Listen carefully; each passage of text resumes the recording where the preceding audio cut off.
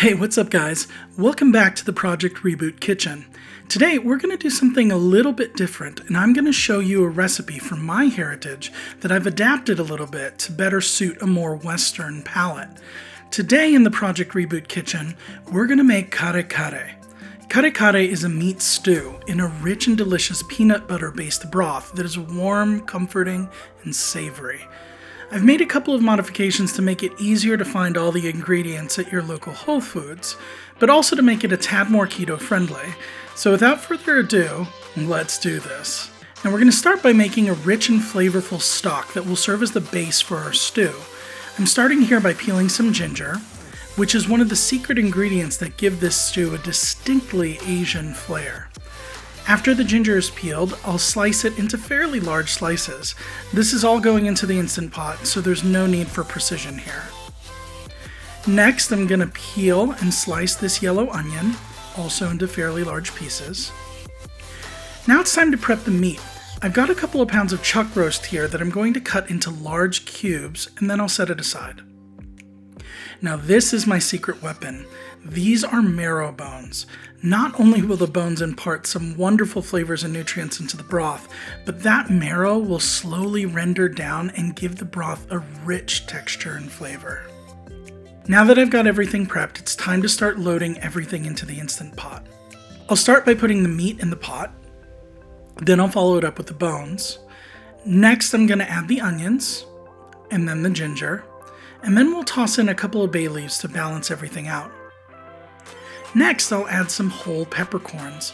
This will make it easier to strain out in the end, and then some salt. Finally, we'll top everything off with some water, and we'll set our Instant Pot for 2 hours.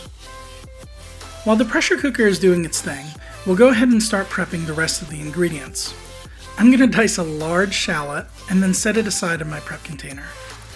Next, I'll trim this baby bok choy just to get the best part of the leaves. Next up, it's time to peel and dice a whole head of garlic. This is Asian food after all. Then I'll make sure I've got my peanut butter ready to go. In this case, I've gone with almond butter since it's lower carb and better for keto. Now at this point, a traditional kare-kare recipe would call for some shrimp paste, which is an Asian condiment that's fermented and super funky smelling. To put it lightly, shrimp paste is an acquired taste, and I couldn't find it at my local Whole Foods, so I decided to go with anchovy paste instead. Now, this is an imperfect substitute because it doesn't have the acidity and spice of the shrimp paste, but it will add a nice umami flavor to the stew. After a couple of hours, it's time to check on the broth. Be careful not to be impatient like me, or you'll have a mess on your hands. Then we'll remove the large chunks of meat and bones from the broth before straining it into a bowl. Now it's time to assemble all of these components into a delicious stew. We'll start by oiling a large Dutch oven. I'm using avocado oil here. Then we'll add the shallots and then the garlic. Once the shallots start to turn translucent, we'll add the anchovy paste and mix everything together. Then we'll use the broth to deglaze the pot a bit, and then add more stock a little bit at a time. Now it's time to add the almond butter. Once we've added it in, we're going to stir everything around until it's nice and incorporated. Next, we'll bring the whole stew to a boil. Once the stew is boiling, go ahead and add back the meat. Now at this point, you could let it reduce for a little bit, which would concentrate the flavors and make the stew a lot thicker. Or if you're impatient like me, you can just add a teaspoon of cornstarch, which isn't entirely keto, but a couple of carbs shouldn't hurt, especially when it's spread over a stew this large. Now it's time to add the juice of a lemon to provide a little bit of acidity and lift the richness in the dish. And finally, it's time to serve and enjoy.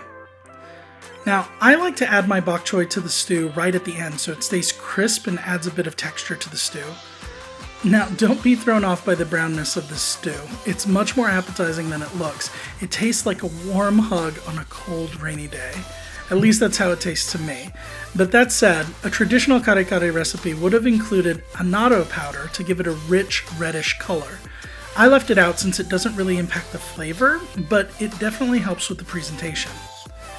Well, that's it for this time. If you like this recipe, go ahead and smash that like button and leave us a comment. It really helps us out. And if you want to see my mom school me on how to make an authentic version of this dish, then hit the subscribe button because that video is coming up soon. See you next time.